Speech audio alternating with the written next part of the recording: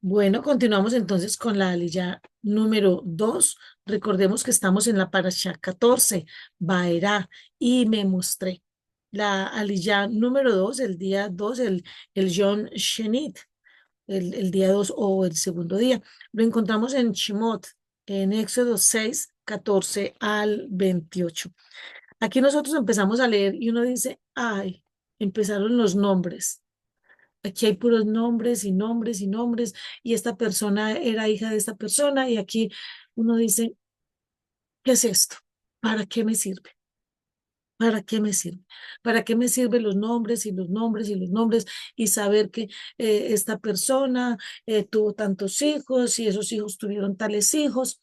Y uno podría decir rápidamente, eso a mí no me nutre o eso a mí no me interesa, pero es todo, es todo lo contrario. Cuando entendemos la genealogía, vamos a entender los propósitos.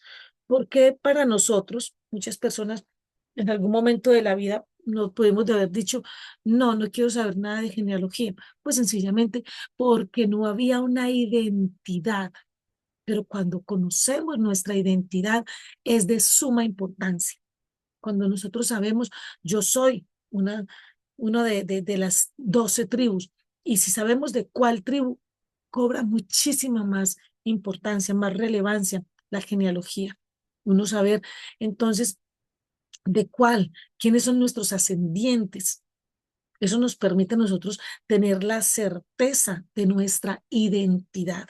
Vemos entonces en este pasaje que se habla acerca de la genealogía, pero de una manera muy especial se enfatiza en la genealogía de Moshe y Aarón. Esa genealogía, quiénes eran sus padres y ellos a su vez eran hijos de quién. Nos vemos entonces que cuando el Eterno empieza a contar la genealogía de las 12 tribus, se centra en la tribu de Leví. Y dentro de la tribu de Leví destaca a Amram. Amram era el padre de Moshe y de Aarón. Se centra justamente en esa tribu. Y uno dice, ¿por qué se centra en la tribu de Leví? ¿Cuál es la importancia? ¿Cuál es la trascendencia de la tribu de Leví? Pues bien, la tribu de Leví es elegida por el Eterno, es elegida por Yud-Hei Vah-Hei, por Hashem, es elegida para ser la tribu sacerdotal. O sea, de allí, de la tribu de Leví, son los Kohanim, son el Cohen Gadol, el sumo sacerdote. Entonces, cualquiera puede ser un Cohen, un sacerdote, conforme a la línea levítica. No, no, porque si una persona puede ser un sacerdote levítico, si su ascendencia, si su genealogía, si su árbol genealógico es de la tribu de Leví. Esto es muy importante por diferentes factores. La legalidad de quienes estaban ministrando en el templo. En el templo no podía entrar cualquiera a querer ministrar. Por eso cuando Yeshua nace, en tiempos de Yeshua, nosotros sabemos que los que están allí ministrando en el templo, en el Beis Hamikdash, eran usurpando el puesto, el cargo que le correspondía a Johanan el Inmersor, que sí era hijo de un Cohen Gadol, del sumo sacerdote. Johanan el Inmersor era un Cohen Gadol, un sumo sacerdote. Entonces uno dice, si él era el sumo sacerdote, ¿qué hacía en el desierto? Pues su cargo había sido usurpado, usurpado. Por eso cuando vemos toda la forma en la que Yeshua es juzgado, uno dice, un momento, esto no cumple con la legalidad de la época. Los parámetros para juzgar a Yeshua no se cumplieron, pero uno dice, ¿por qué no se cumplieron? Diferentes factores, pero mirando el asunto de la legalidad, las personas que estaban allí usurpando el cargo del Cohen Gadol, del sumo sacerdote, pues no tenían por qué saber a ciencia cierta cómo se tenían que llevar las cosas. Y eran personas que como no era su competencia ser Cohen Gadol, no era la competencia de ellos, pues ellos hacían a su manera. El que no sabe gobernar, gobierna de cualquier forma. Una cosa muy, muy interesante esa situación. Entonces, la tribu de Leví es la elegida por el Eterno, por Hashem, para ser la tribu sacerdotal. Y se enfatiza que ellos fueron escogidos para esta función sacerdotal por la obediencia y la fidelidad que ellos tenían al Eterno. Recordemos que más adelante vamos a encontrar que, que el pueblo en el desierto se rebela. Luego hacen un becerro de oro, las tribus se inclinan a él, lo adoran, en fin, que el primogénito pierde ese derecho sacerdotal y se les da exclusivamente a la tribu de Leví, pero eso será para otros momentos. Entonces, ¿qué vemos entonces acá? La importancia de la genealogía. Pero uno dice, algunos dirán, ni siquiera sé de cuál tribu soy. ¿Para qué me interesa a mí mi genealogía? Pues bien, nosotros en este mismo canal tenemos una enseñanza acerca de las maldiciones y las bendiciones heredadas. La genealogía es tan importante para uno entender que si bien cada cual paga por su pecado, por su maldad, hay una parte en la vida nuestra que es heredada. Así como heredamos el tono del cabello, de la piel, el color de los ojos, la textura de los dientes, en fin, etcétera. Así como heredamos ciertas cualidades físicas y mentales, también heredamos asuntos espirituales. También lo heredamos. Entonces, cuando nosotros entendemos cuál es nuestra genealogía, nosotros vamos a entender una cantidad de sucesos que a veces nos han acontecido. ¿Esto por qué sucedió? Ay, nos vamos dando cuenta. Aquí hay una, digámosle, una puerta abierta al enemigo y el enemigo viene haciendo tal cosa en la familia. Familias que dicen, eh, el bisabuelo era un hombre de tener muchas mujeres, el abuelo fue un hombre de tener muchas mujeres, el padre fue de tener muchas mujeres y ahora el hijo es de tener muchas mujeres. Y uno dice, un momento que aquí hay como una línea que está enmarcada, pero ¿por qué ninguno de ellos rompe con ello? Es conocer la genealogía nos permite saber cuáles cosas hemos heredado para bien o para mal y aquellas que son para bien las podemos potencializar, pero aquellas que dice uno, esto es como el enemigo que se mete aquí. Hay familias donde hablan generacionalmente de personas, por ejemplo, que se suicidan. Y hoy ya sabemos que el suicidio se está disfrazando de eutanasia. Entonces, y uno dice, pero ¿por qué hacen esto? El bien más preciado que el ser humano tiene es la vida, porque hay personas que ese bien tan preciado no lo valoran y empieza uno a darse cuenta, en esta familia hay un espíritu, hay un espíritu que los lleva a esto, que los lleva a, a desechar la vida, a verla con desdén. Entonces, la genealogía, importantísimo. Con Leví, muy importante porque nos va marcando esa herencia sacerdotal. Vemos entonces, Yeshua, si bien no es de la tribu de Leví, es importante entender el sacerdocio y cómo funciona el sacerdocio para que nosotros podamos entender que Yeshua tiene un sacerdocio, como está escrito en Hebreos, en Ibri, un sacerdocio que está por encima de todo sacerdocio humano. Yeshua no necesita ser de la tribu de Leví para ser sacerdote. ¿Por qué? Para ser un Cohen Gadol, un sumo sacerdote, porque Yeshua es por excelencia, el sacerdote.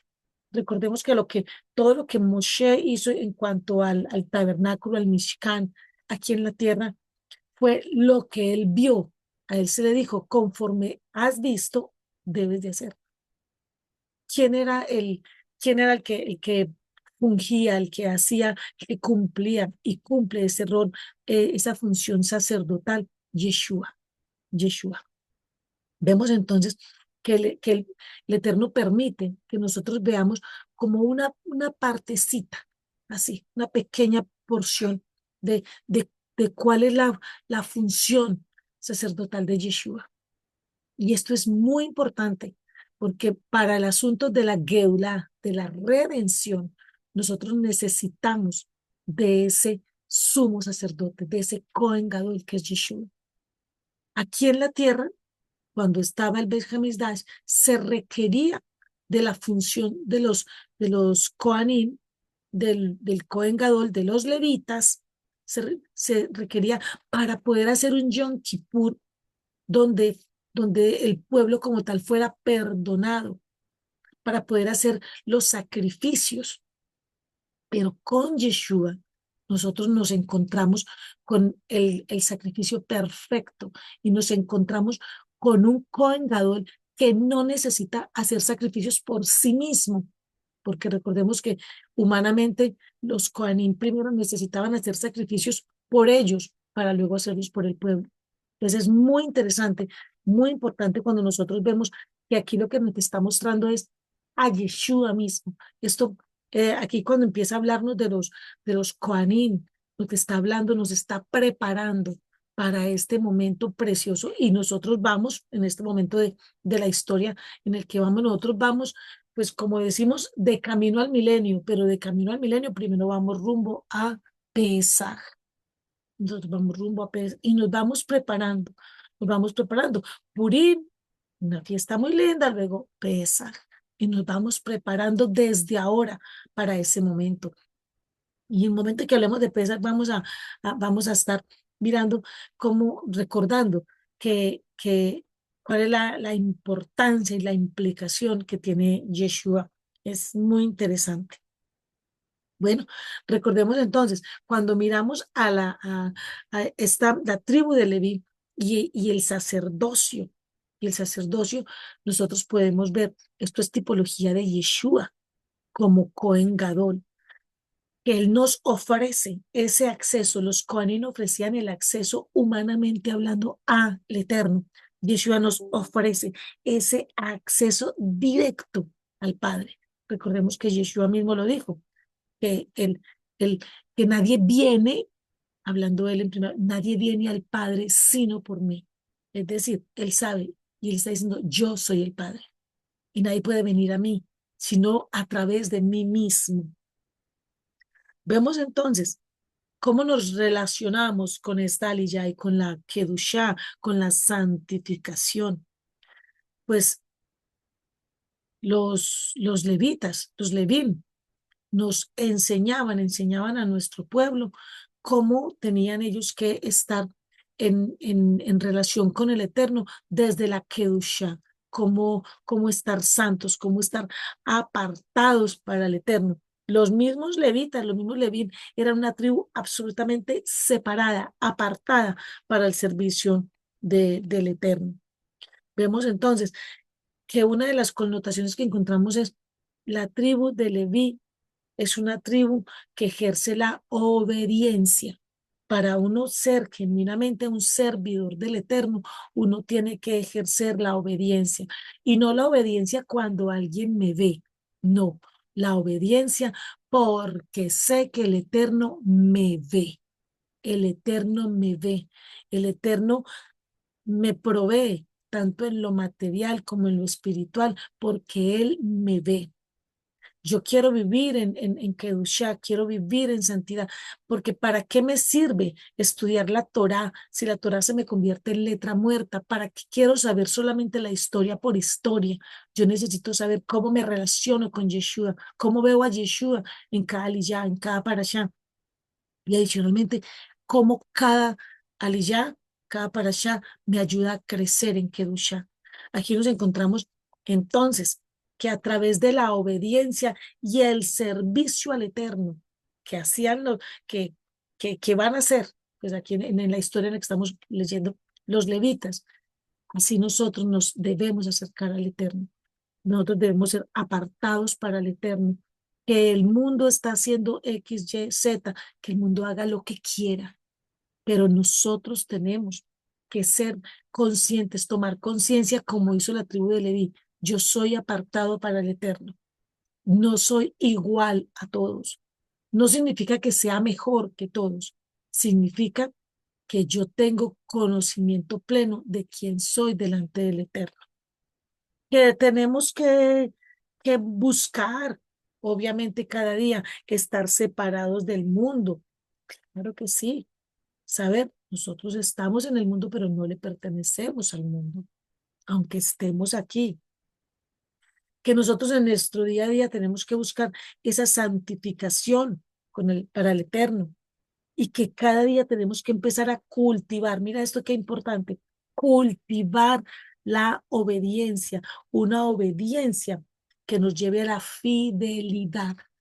No, no es no ser obediente simplemente porque qué miedo del eterno, qué miedo del castigo, qué miedo. No, hay que aprender a relacionarnos con el Eterno, con Yud-Heh, Vav-Heh, con Hashem. Nos relacionamos por pasión, porque nos gusta, porque su compañía, su presencia es lo mejor que nosotros podemos tener, porque Él nos regala la vida, el aire, todo, porque Él nos regala la preciosa familia que tenemos, porque Él nos regala a los amigos y aún a los enemigos, porque los enemigos también nos hacen crecer como personas. Él nos regala a esa persona que es como una vara del creador, aún para corregirnos. Aún por las personas tenemos que dar gracias. Ah, es que tan lindo los familiares que sí me aman, pero los que no, también por eso hay que dar gracias. Y tener saber, esto es parte de la fidelidad del Eterno hacia mí, yo voy a ser fiel. Es nosotros reconocernos, quiero vivir en Kedusha, pues yo tengo que dedicar mi vida al servicio de Elohim. ¿Cómo? Utilizando los diversos dones y talentos que Él nos ha dado para su propia gloria. ¿Quieres saber de dones y talentos? Yo te invito a que vayas a la palabra y mires allí en primera a los Corintios 12, en Corinthian Aleph, o primera a los Corintios, en el capítulo 12, donde habla acerca de los dones y los talentos. Bendito sea el nombre del Eterno. Damos gracias al Padre Celestial porque nos permite ver en su palabra tanto a Yeshua como su propósito de santificación. Shalom, shalom.